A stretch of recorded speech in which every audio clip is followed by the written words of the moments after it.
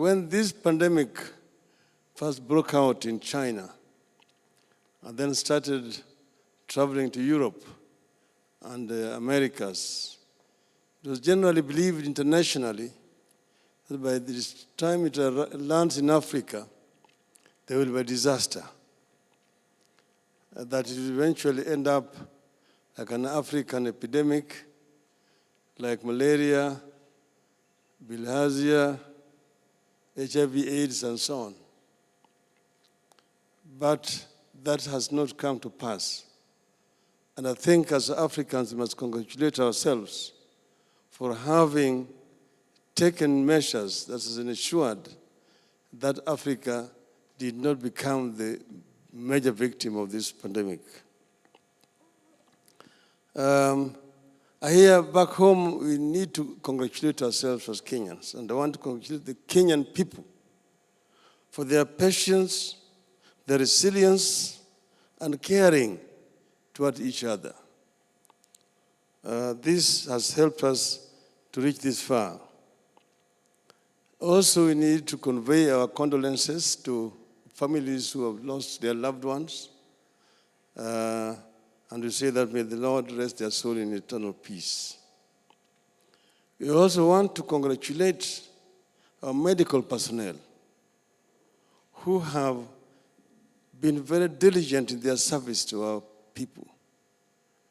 In a very risky line of duty, they have exhibited a sense of patriotism that is unique, and therefore we need to congratulate them. Some of them have lost their lives in the process of trying to save lives of other Kenyans. We also want to congratulate the Ministry of Health under the leadership of my friend, Honorable Mutahi Kagwe, who has continued to guide this country, giving vital information to our people as what needs to be done during this period of time. They may not have been perfect, but nowhere in the world have they in any country been perfect in dealing with this. So we thank them and congratulate them. Then our religious leaders who heeded the call by the government and shut the institutions of worship, whether they were churches, mosques, or temples. And we know the kind of stress that this imposed on them. But then they also saw that they had a duty to protect lives of our people. We wanted to congratulate them. But this pandemic has also produced young heroes in our country.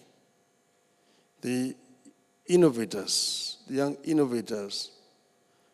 We have people who are able to produce ventilators, beds, masks, PPEs, and so on during this period of time.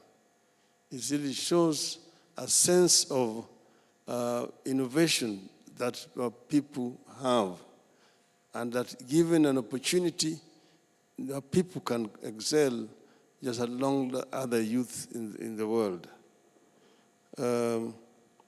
Then we want to also thank our small-scale farmers. You must remember them. Those who produce cassava, potatoes, fruits, maize, millet, chicken, and so on, who have continued to serve our cities and towns during this period of epidemic. From Busia to Kitui, to Mandera, to all over the place. They've done a commendable work. Then we have also our truck and van drivers and border riders who have provided a critical link between the production and consumption supply chain.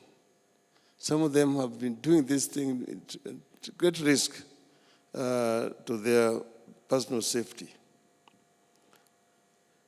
But there's something that we have learned from this, Mr. President. There's over-reliance on imports in our country is risky and dangerous. When the world shuts down, like the world is shut down, you find yourself in a situation where you're completely helpless. And that's the reason why we're saying that made in Kenya and made for Kenya should not just be a slogan, but it must be something that we want to realize. That we must begin to manufacture certain essential things like pharmaceutical products, food products, things like textiles and so on, we need to produce in our country. And that we should move away from our reliance on imports of essential things. We must have a national list of essential goods and products that must be produced locally. Finally, President, the youth of Kenya, during this period of time, have exhibited exceptional sense of unity and patriotism. And here I want to thank the government for coming up with this Kazi Mashinani, which has provided essential jobs for our youths, which are productive. Mr. President, we need all the time to continue to have this conversation on how to expand our national cake. That our national cake must expand so that we can be able to feed most of our people. The reality is that our population continues to grow exponentially, but we are not producing enough to be able to feed our people. There's too much concern about consumption, taking away from the national cake, than expanding the national cake. And this itself is actually a recipe for disaster.